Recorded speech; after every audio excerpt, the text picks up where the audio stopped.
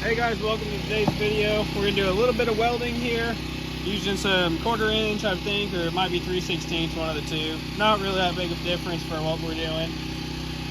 Using basic settings off of the machine, just use the 4.0 millimeters. Can be close enough to get the job done. 4.5 might have been more correct, but for this, you'll get the gist of it. And that's really all these videos are for. You guys can play with settings and figure stuff out a little more on your own.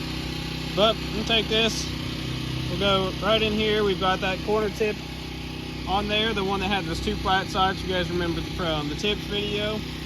So let's just get on it.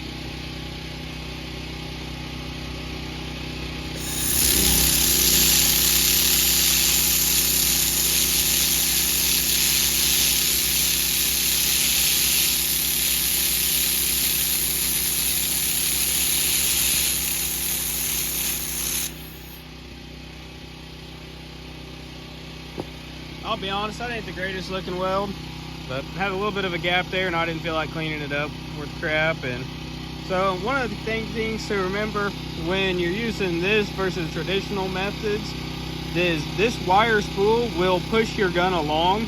So once you, especially if you have a nice flat connection, it'll just push the gun along. You just have to push just hard enough to keep it from pushing you off the material, and then it'll push you along. But for no longer than that took for us to lay that bead. I mean, they're stuck together.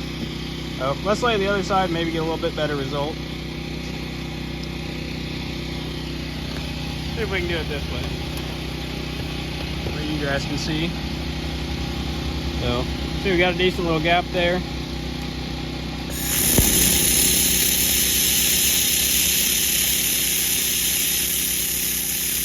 So now that we fill that gap, the gun's starting to push itself.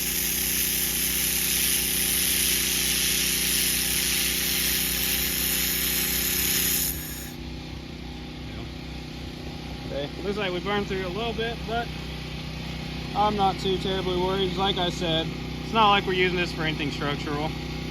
So it's good. You're gonna have to play with it a little bit to get your settings figured out. But at the end of the day, for the amount of time that took, I won't complain about that weld. But I'm also not a professional welder. Somebody professional welders gonna have a lot more fine tuning. But I'm just here to kind of give you guys a gist on the machine, and you guys can rapidly get better than me and then teach me some cool stuff. You can see on this side there, we started to get some of that weld material all the way down. So that's why that took a little while for it to want to start pushing itself. So I think another good thing to note with when you actually switch to the welding that I don't think I covered in the other video was, instead of using compressed air, you'll actually use nitrogen. That's what the factory recommends. So you have to go out, if you don't already have a bottle, either buy a bottle of nitrogen or get into a lease with a company like Airgas or somebody. Matheson, I think those are both two national ones, but if there's somebody around you local that you like, use them. For me, I didn't have the setup. The regulator probably was the most expensive part of it. It's like close to $200 for the regulator. But I figured buy a good regulator and it'll last a lifetime rather than me buying a cheap one and replace it 4 times.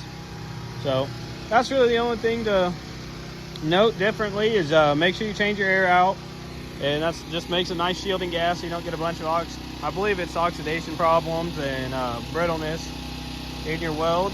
And y'all can quickly become better welders than I am. However, I will say that there is zero chance that with the welder that I have now, I could have laid a bead that looked anything similar to that. It would have taken me a whole heck of a lot longer, and I'd have spent a whole lot more time grinding. But let's see. You guys can see there, I probably should have had that little bit hotter, a little bit slower.